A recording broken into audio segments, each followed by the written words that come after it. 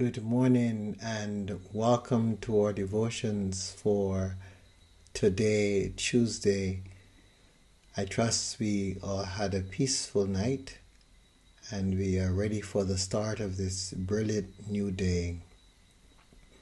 As we come together this morning, we do so mindful of the various challenges that are in our lives, mindful of all the things that we are experiencing, the areas where we are growing, the areas where we recognize that there is need for us to grow, and we are all one by one seeking God's will for our lives in ways that would assist us as the days come and go to find our path in this world. And right now, it is a time for us to just go inside and feel that divine presence within us, and to allow that divine presence to guide us into this time of peace, into this time of true quiet and stillness, so that we can be with God. And in being with God, we can truly find a little more of ourselves. So we come now into this quiet time. And as we come into this quiet time, we bring our attention down into our heart space as we breathe intentionally into our heart space. And with each breath, we imagine ourselves relaxing bit by bit, becoming more at ease, becoming more still, drawing closer to that still place inside where we know we encounter the divine. That wonderful, peaceful space that helps us to recognize that all is well. There is no lack. Whatever we need at this moment, we already have. As we breathe, and as we allow ourselves to just be in that space, just sensing the divine presence, not being anxious, not being fearful, not conjuring up all the things we have to do, but just breathing, just being aware, being conscious, being aware of awareness itself. Just being here. And knowing that we are supported. That we are supported on every side.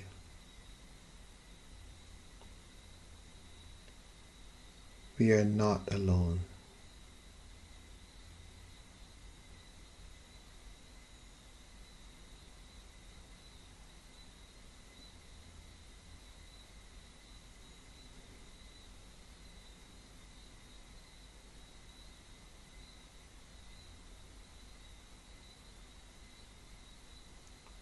In this wonderful place of stillness,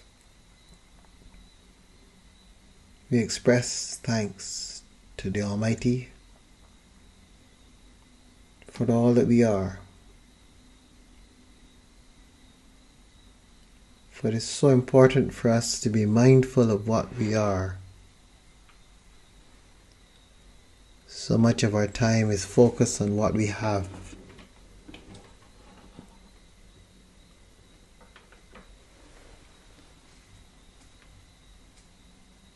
But in these times it is more important to focus on what we are,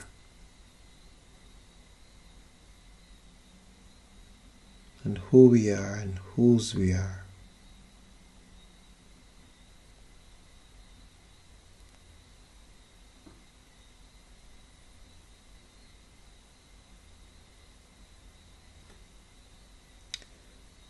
Turning to our reading then,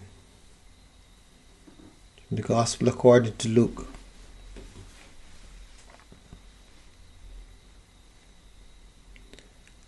Now large crowds were traveling with him, and he turned and said to them, "Whoever comes to me and does not hate father and mother, wife and children, brothers and sisters, yes, and even life itself, cannot be my disciple. Whoever does not carry the cross and follow me cannot be my disciple. For which of you, intending to build a tower, does not first sit down and estimate the cost to see whether he has enough to complete it? Otherwise, when he has laid a foundation and is not able to finish, all who see it will begin to ridicule him, saying, 'This fellow began to build and was not able to finish.' Or what king going out to wage war against another king will not sit down first and consider whether he is able with 10,000 to oppose the one who comes against him with 20,000? If he cannot, then, while the other is still far away, he sends a delegation and asks for the terms of peace. So therefore, none of you can become my disciple if you do not give up all your possessions. Salt is good, but if salt has lost its taste, how can its saltiness be restored? It is fit neither for the soil nor for the manure pile. They throw it away. Let anyone with ears to hear listen."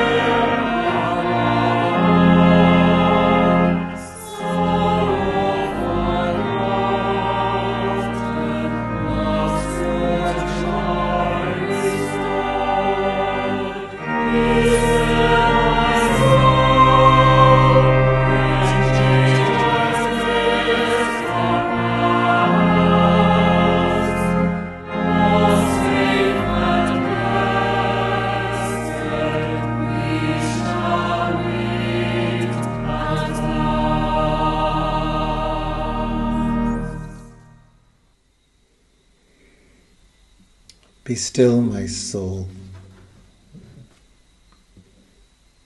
Be still. Be still and be aware. Be still and notice. Notice the fullness of itself. Be still. Be still and know that the soul is complete in and of itself. There's nothing to add to it. There's nothing that can be taken away from it. It is complete.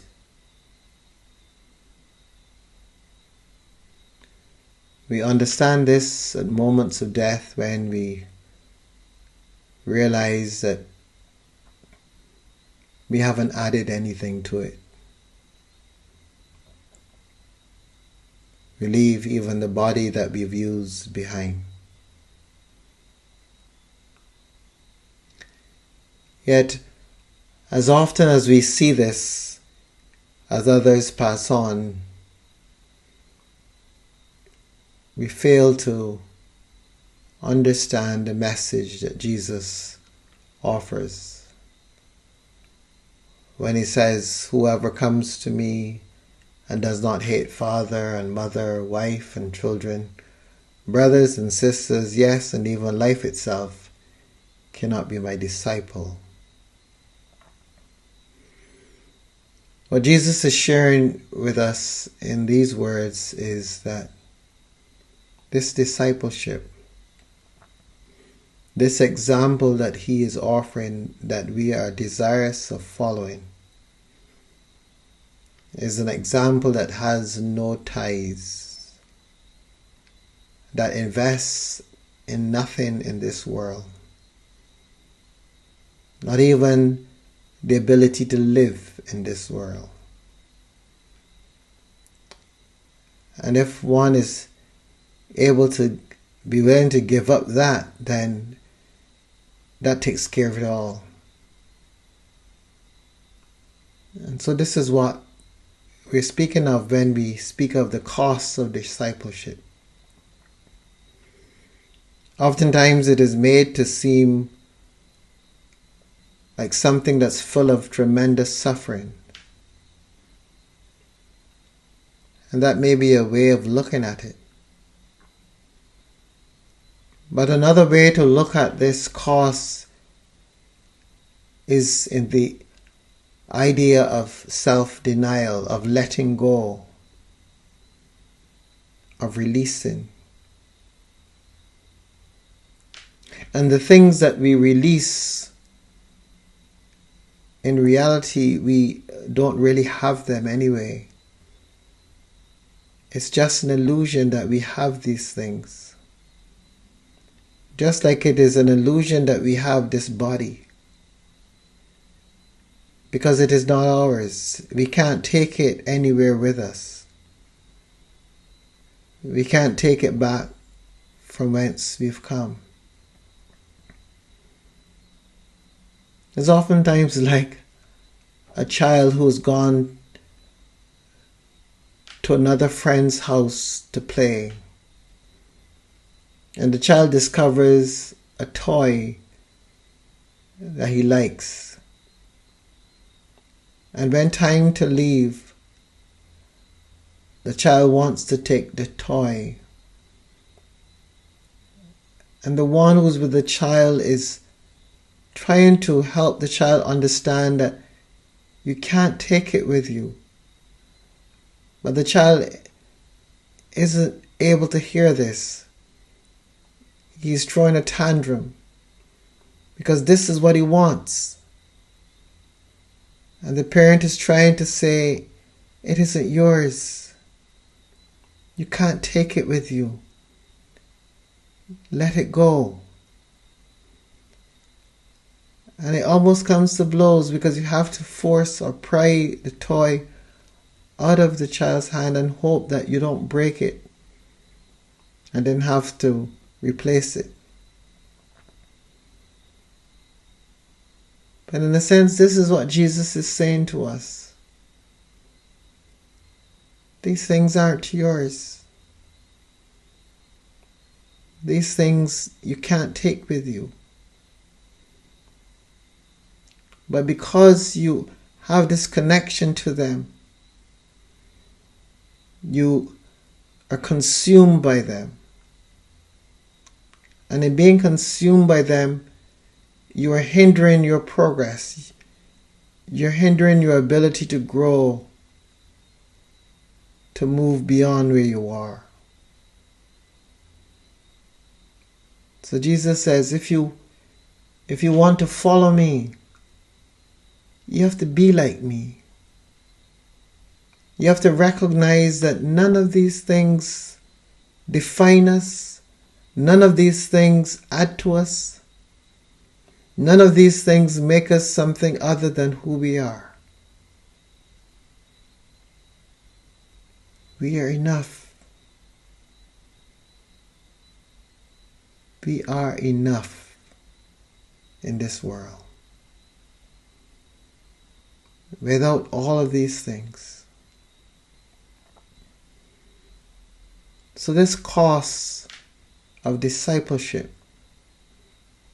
involves the ability to be willing to let go. To let go of what really isn't ours. To let go of that which we cannot take with us.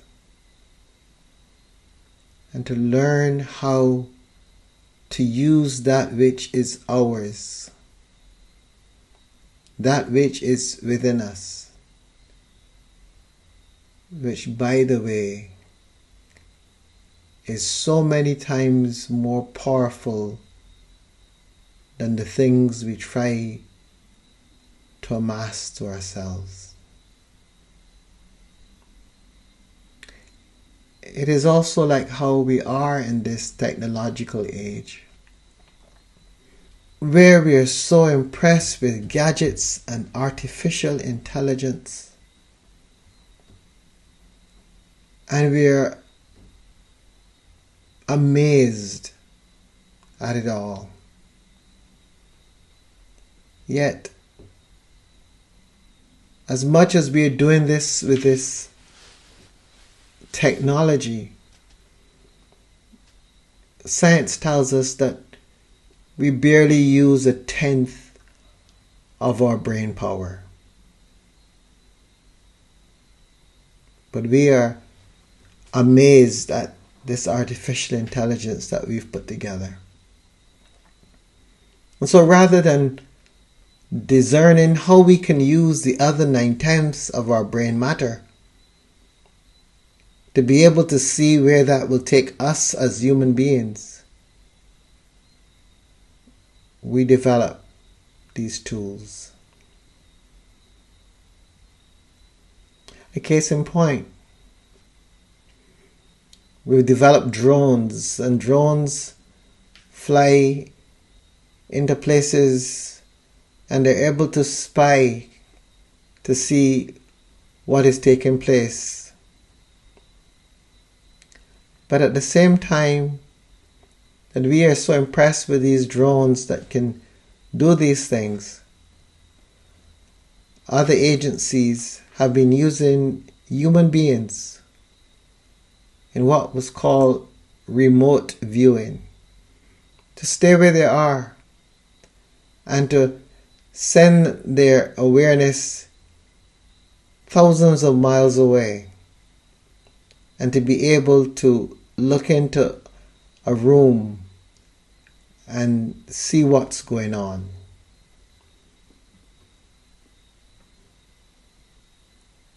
That's what can be done with what we have without the technology, but just with the human experience. So Jesus is saying, if you can let go of these things that you're holding on to, you create an opportunity for that divine power that is within you to come into being and to take its place. But the more you prop on these things, the more you depend on them, you continue to limit your awareness, you limit your ability. The disciple of Jesus must be reaching for divinity. And you can't reach for divinity while holding on to the earthiness. You can't reach for divinity while placing great emphasis on materiality. You can only reach for divinity when, like the one in the hot air balloon, you remove all the ties that are holding you down to earth. Because the natural process of humanity, the natural process of humanity is ascension. It is like having an inflated tire at the bottom of the ocean. It will only stay there as long as it is tethered. But the minute it breaks free, it must come to the surface. These things that we place such importance on tether us. And because they do, we are unable to ascend.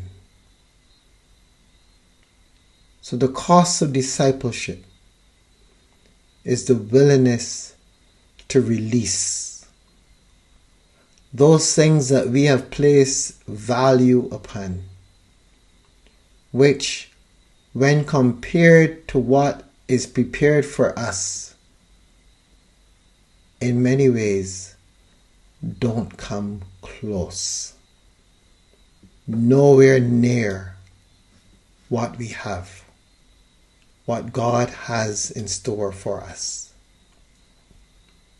Yet, we hold on to it for dear life.